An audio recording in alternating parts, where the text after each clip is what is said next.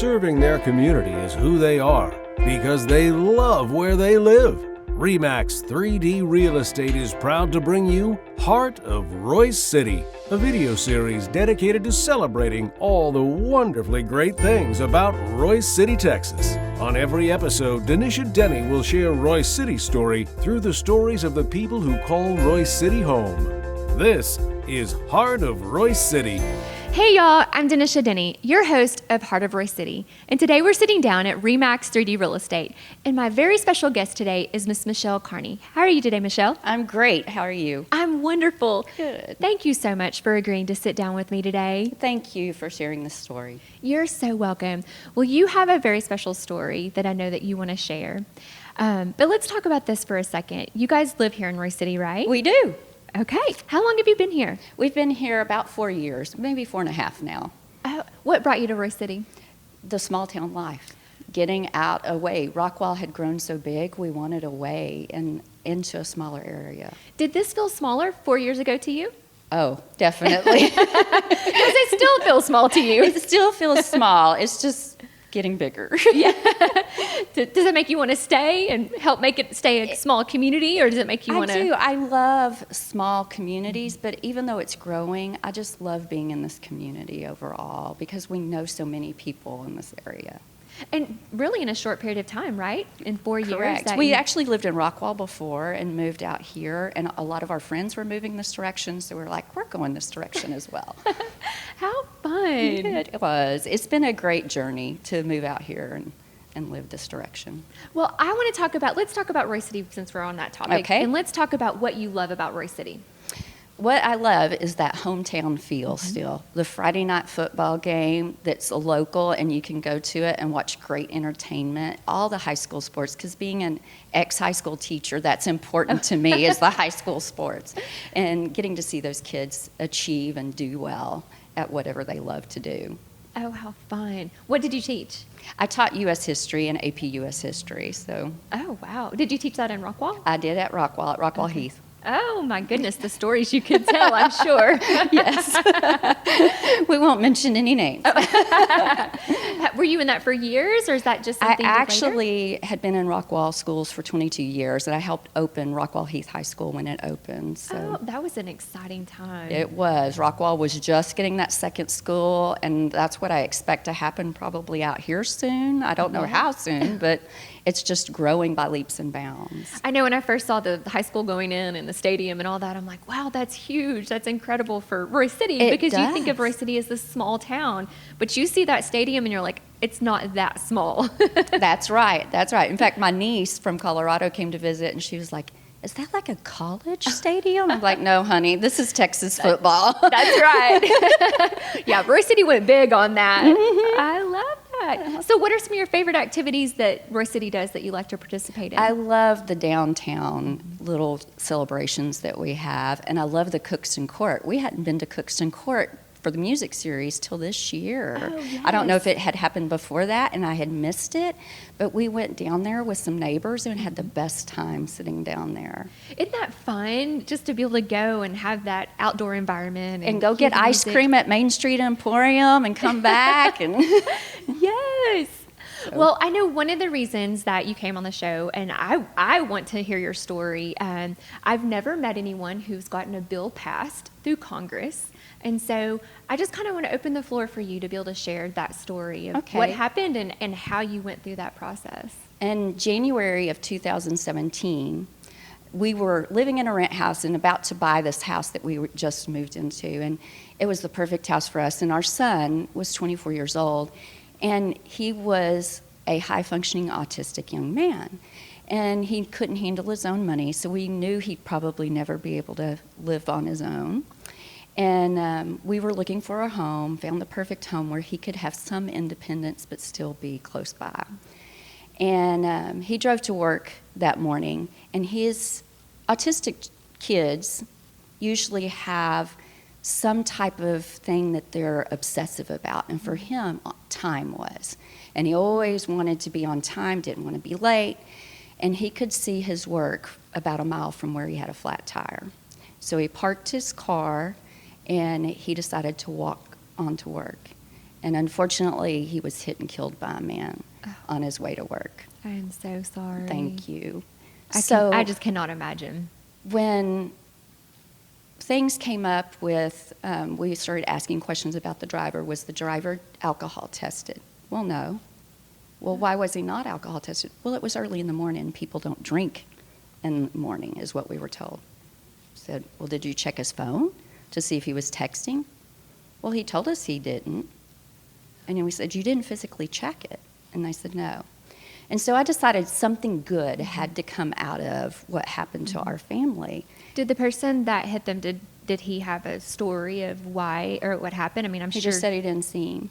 Oh, but he didn't say if he was texting or anything. No. And when we asked the officer about testing him for alcohol or testing him for being under the influence, he said, well, I observed him sitting in the front seat of the truck, and he wasn't acting like he was disabled in any form or fashion. We're like, but functioning alcoholics, they can function even when drinking and above the legal limit. Right. And so... Was it in your mama heart that you felt like he had been drinking? Like, what? Well, for me, I just wanted to prove it was either a true accident or it wasn't. Or it wasn't. Okay, that makes sense. One or the other. Right. If it was a true accident, I could take that. I knew I could take it. Right. But we had always heard pedestrians have the right of way, and that's not true. Oh, it's not. It is not. Really? I didn't know that. So we couldn't understand why the gentleman wasn't even checked or anything. And so I had to make something good come out of this, and I decided that the best thing that could happen, because my son would never come back. I knew nothing I did was going to change that. But the best thing that could come out of it was for another family to never have to question what happened to their loved one. And so I had an ex-student who was on the Herald Banner staff, and he wrote an article, and I started getting messages from people telling me the same thing had happened to them. That's just how it is. They don't check people when there's a pedestrian accident. So I decided that I was going to start looking for somebody to help me write a law. And so I began to reach out to all the Texas House of Representatives and senators, and I finally found one House of Representatives who got back to me and said, we believe this is a law that needs to be in the state of Texas, and we're willing to support it if you're willing to help us. Wow. So I did. Wow.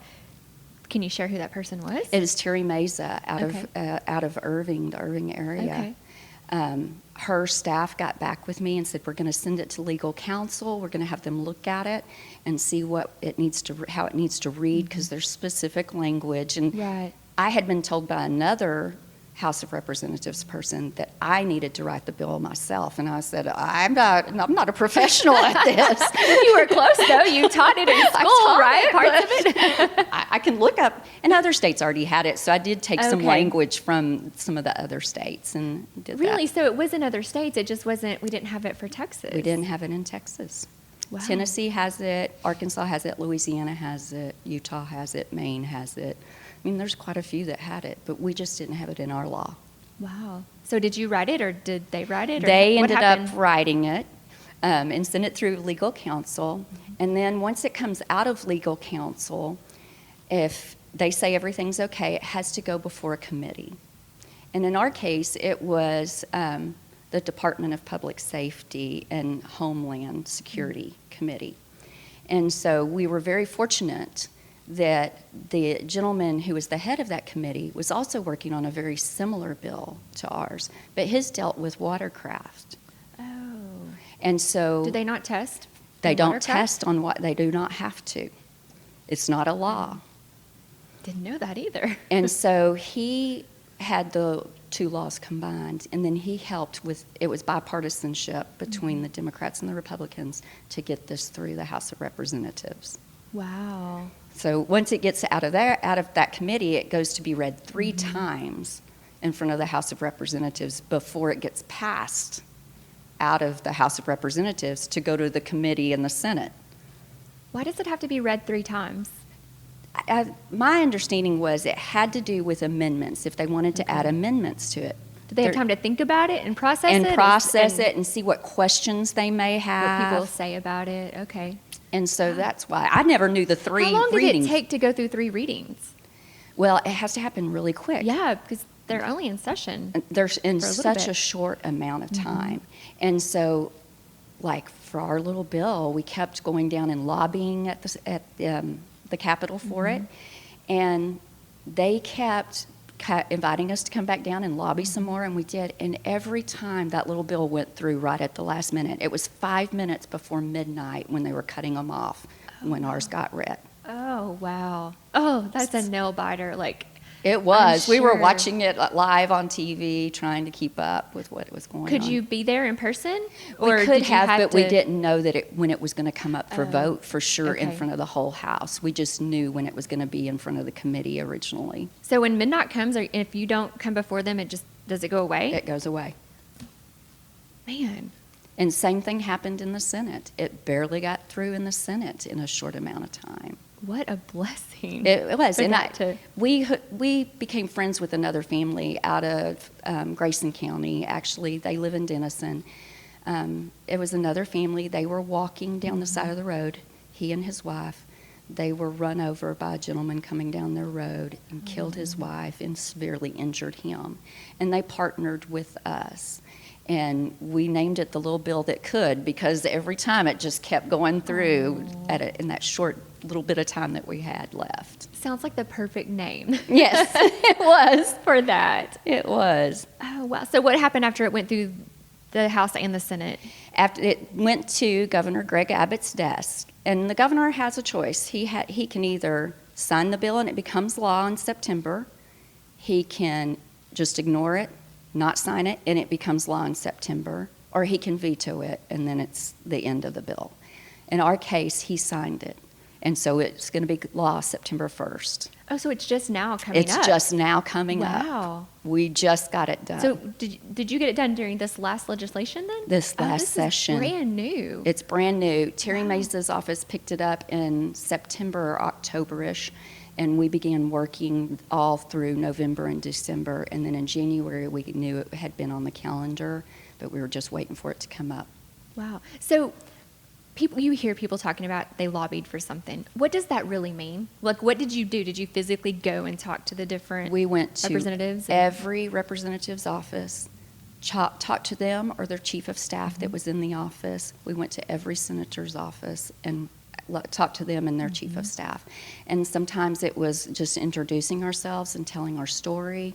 Sometimes it was handing them a piece of paper, because some of them are real busy and they don't have the time that day to talk to you necessarily. And then we called every representative, 3 times for me, 3 times for my husband, 3 times for the Palmer family. Wow. You have hours and hours. We did it on the weekends. invested. Yes. Oh, and every time you did that, did it give you more strength that you were doing this for your son? It did. And did it help you in the grieving process? It really did. I'm a worker, so I need to be doing something, and when I'm not doing something, I'm a detriment to myself. I'm a person who wants to go out and fix things and wants to help people get whatever they need or do whatever needs to be done. And doing this really did help me understand that Colton will live on through all of this. And it helps me to know that he wasn't forgotten. Yes. So what is the name of did they name the law, or the bill's The has a bill name? it's House Bill 558. Okay. The Terry Mays' office still calls it Colton's Law, even though his name got taken off of it when it combined with Watercraft, but they still call it that. And the Palmer family that was with us calls it that as well. But I have to give them so much credit, because they walked shoulder to shoulder with us all through the session. Oh, I bet they were making those same phone They calls were. and getting in front of everyone. And They were, and they have a great story to tell too. So I'm sure. So the Watercraft Law passed also then? it was So- a part of the same one. Okay. So now, starting in September 1, if a pedestrian is hit then by a vehicle or a watercraft, then that person is automatically tested. Well, what has to happen is they do have to get a warrant Okay. to draw the blood, but their officers are required to get a warrant and draw Okay. blood, whereas before it was to the discretion of the officer whether they wanted to or not. Oh, okay. So now they have to do Now it. they have to. every time. Mm-hmm. Wow. And you don't think about those things until you go through it. And so, No. thank you for doing that. Well, for thank you. standing up. I'm so sorry. And there are no words Thank you. when you lose anyone, but especially a child. But to take it on to Congress and make that change, and to be able to give the next mom and dad or family member some sort of peace is Correct. important. That's exactly. Is it just for alcohol, or is it even for drugs? It's for drugs as well. Okay. And then my next one will be a texting law that I'm going to start working on to try and get passed. Oh, can you tell us about it? Well, Do you wanna talk about I it? haven't Okay. started yet, but I do want it to be mandatory that phone records are checked at the times of accidents when people are hit and killed, because I think that's an important thing. Too many Right. people are watching their phones or looking at their phones and not paying attention to what's going on around them. So that's not a rule either. So when they investigate an accident or something like that, they don't. They don't to check? have to. They Okay. can, but they don't have to. Wow. No. And we do pick up our phones, texting and driving, and accidents do happen. And They so, do.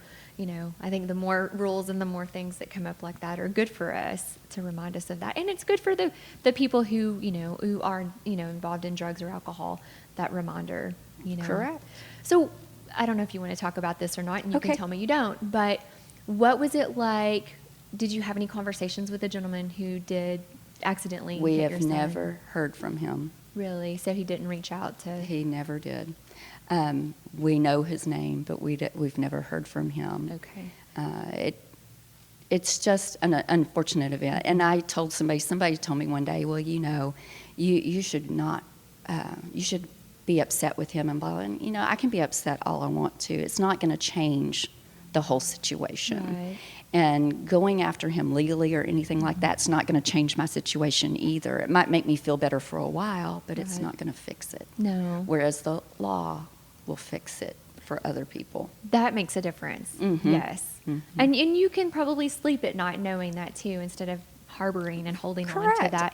that grudge of that. And, I'm sure, I can't imagine if I accidentally hit and killed someone, the Oh, guilt that I would feel I know. inside would just, it would be so much.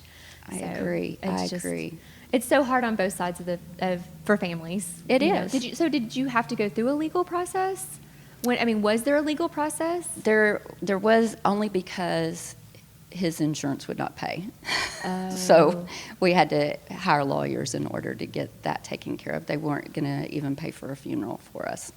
So that's the only reason we did that. Man, there's so much to that you just don't know until you're sitting in the middle for of it. sure. What was it like to get that phone call? I was actually at school that morning. My son had called my husband and said, I have a flat tire. My husband said, okay, just park your car, stay in it, and I'll be there. And he said, no, I got to get to work. I can't be late. And so I was at school and was pulled into a conference room with two police officers who, one was my school SRO and one was my son's former SRO at middle school. And they had to tell me. And I from that point on, I remember nothing. Right. I can't imagine. Mm-mm. Did you know something when they came? Did they come to your door and get you? In your I got a classroom? phone call. I had won a grant. I worked with at-risk kids as well, and so I'd won a grant for some chairs from Toyota of Rockwall. And I had just been awarded, this was on Monday, I had just been awarded it on Friday. And when I got the phone call to come to the office, I thought, oh, they're just wanting to take pictures for publicity and things like Right. that. And so I headed down to the office, and when I walked in, I saw two officers, but I didn't think anything about it. It's high Right. school. Yeah. Unfortunately, we see them every so often. Right. And then when they came in the room, I knew something had to have happened. Oh, I can't imagine. Just seeing them, it's something. Did you know about the flat tire at that point? I did not. So you didn't, I had no idea. You had no idea No. about that. I mean, I had hugged and kissed Colton by that morning.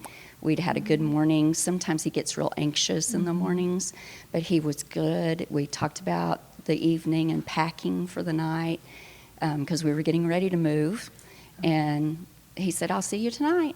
And we had a really good morning, which I'm so thankful for. Oh, I know. It's such a blessing when you do have those, when you, because that's what you go to, right? What was your last memory, your last moment, your last words, and you have to remember not to leave things in a bad place because you don't know. You never know. And that, I had just read a story right before that. It was a woman who had lost her husband, and she complained about him leaving his dirty socks on the floor of the bedroom all the time. And after he had passed away, she said what I would give for those dirty socks. And I've always remembered that because Colton was a typical boy. He didn't keep his room clean and all that stuff. And I had started instituting that into the last couple of weeks of I can't get on him, it's his room. You know, be happy that it's a messy room, that you have that messy room. Yes. So I started trying to institute that into my life then.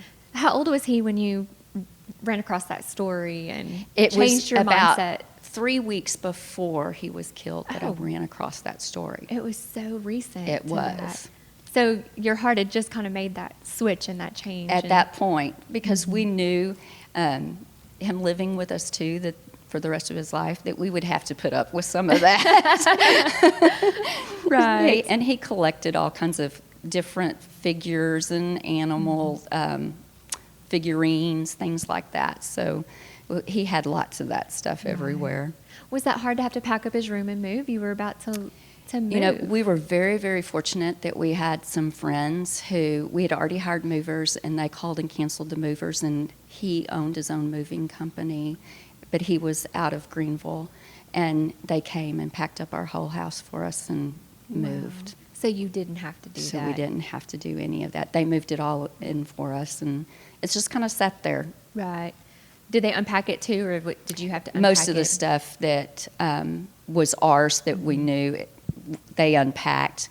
Things that we were like, where is this? We can't find it. We'd go find maybe out, because we have a big shop out there. And then a lot of Colton stuff just got put into a room and has sat there. And I've kind of gone through things little by little and found meaningful things to give to people that meant a lot to him.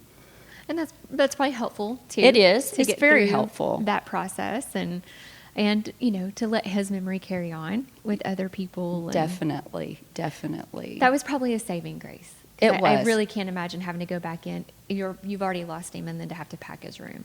Yes. That's, you know, It was heart-wrenching. a very, very hard thing, even just to still try to unpack some things. Is, you know, they're such beloved things. Right. And my husband was saying we needed to go through some things, and I said, how am I supposed to fit a 24-year-old boy's life into one drawer? Because that's what we had, was this one drawer. Oh, wow. And he goes, okay, well, you don't have to do the one drawer. So, Oh. How was it for you and your husband going through losing your son? you know, we were very, very fortunate as well that we have a couple that we became good friends with. I taught their oldest daughter when I was in Rockwall, and he was on the school board for quite some time, and they had lost their son 6 years ahead of us. And he came to the funeral home for visitation, and he shook my hand, and he said, you'll remember nothing of what I say tonight except this.